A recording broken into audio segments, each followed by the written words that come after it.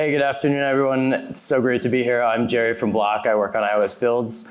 Before we get started, I want to say thank you so much to Google for hosting the conference, having it down here. It's a beautiful city, and it's so great to see you all. Cool. So today, we're going to be talking about going beyond Bazel, extending SkyFrame. But first, why would you want to do this? So basically, Bazel has a great extension model. You can add rules which create actions, and you can do all kinds of stuff in Bazel. You can have aspects.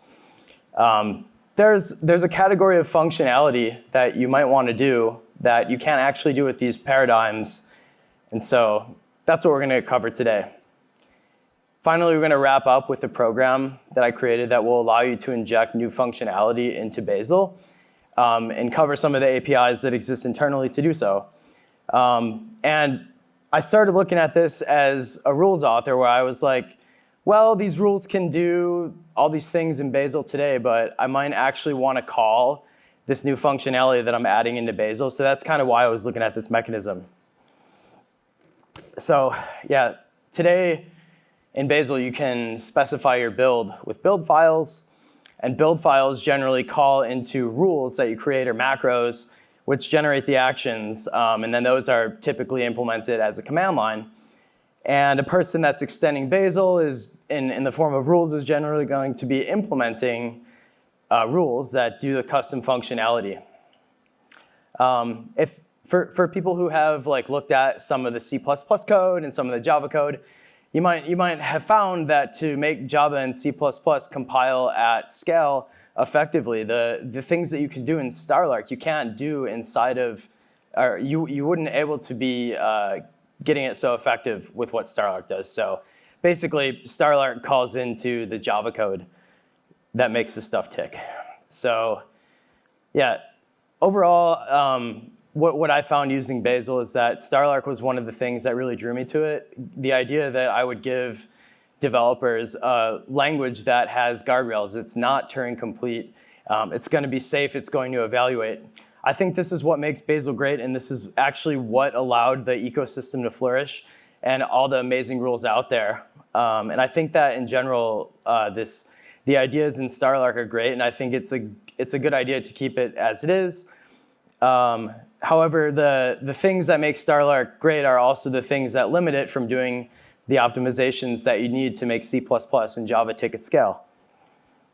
So basically today, what you can do is that if your ideas don't fit into Starlark and you can't model your ideas in the form of a custom rule, what you can do is you can hard fork Bazel and pretty much do whatever you want. The problem with forking is that it doesn't extend well. So if I create a fork of Bazel as a rules author, you're not going to be able to use my fork unless you build and compile Bazel. That's obviously not a great situation to be in. So yeah, these are some of the things that I've read over the years of people wanting to do. This slide contains some ideas of things that I personally wanted to do that I couldn't do with Starlark.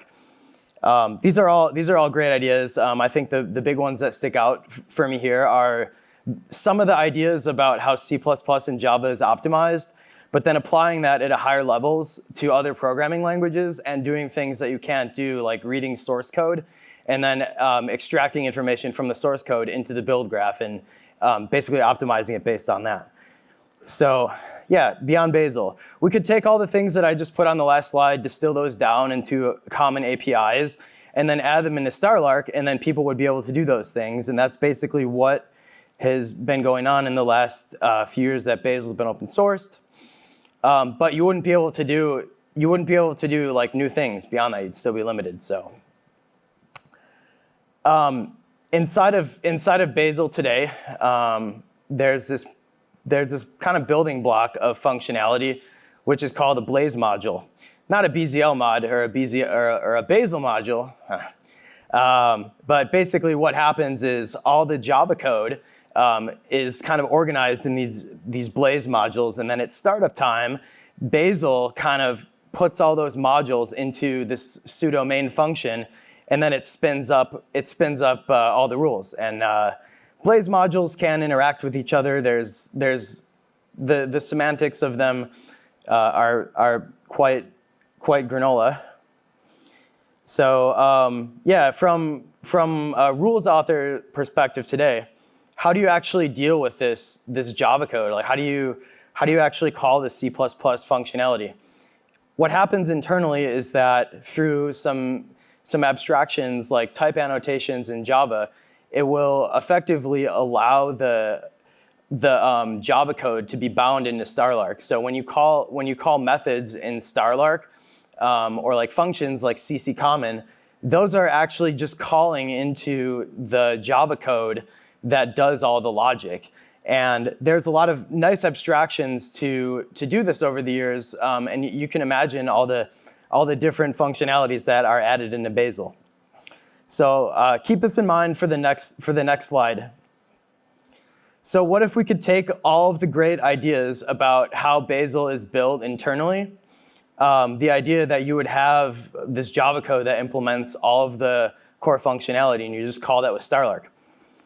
That's exactly what Bazel Inject is. It is a very small layer that will allow you to take a jar file and then load it into the Bazel server process. And this was actually, I kind of like looked at this problem and was like, well, I want to add new functionality specifically for some iOS Swift compiling stuff, and it wasn't possible to do it in Starlark. So I just took everything that was done in Bazel today, making my higher level ideas and rules in Java, and then just calling them with Starlark. So there wasn't really a change. Like all the logic still is kind of like living in Starlark, but then it calls into my functionality. What happens is that when Bazel starts up, the command line program that you interface with is actually this C++ binary, and that binary calls into the JVM with a jar file. What Bazel Inject does is it takes control of the entry point in the jar file and replaces it with a new entry point that allows it to govern all the Bazel modules and do all kinds of stuff. This is effectively throwing out a lot of the reproducible and guarantees that you might come to expect, but it gives you the ultimate power to extend Bazel. So some of the other trade-offs that that might have came to your mind if you're familiar with this code is that there's really no Java API to do this. The Java code isn't organized in such a way that Starlark is, where there's like less touch points. The Java code has many fast-moving parts to it. So from a versioning perspective, these modules are a little bit more specific to each Bazel release. And I'm really excited about some of the announcements around Starlarkification, which was announced earlier today. And I think that like some of those ideas can actually be combined with some of the ideas here. And things like new Starlark idioms that will allow us to do more things and more robust kind of operations from Starlark is one way to get around a lot of these problems that I've discussed. And finally, like the idea that you would actually write rules in another programming language for the build system. When I was looking at this, taking a step back, it almost seemed like, hey, Starlark is a great language that allows us to like write these like reproducible rules. It has these guarantees around it. It's not Turing complete. What if you could, I don't know, have a different API in Java or Kotlin? So I think there's basically a lot of ways to improve the idea of adding in jar files into Bazel. But the gist is that you can basically take a jar file, put it into Bazel, and add all kinds of different optimizations.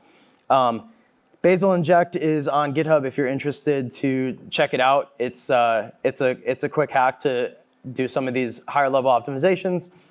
But thank you so much for everyone who came out to BazelCon. It's been great.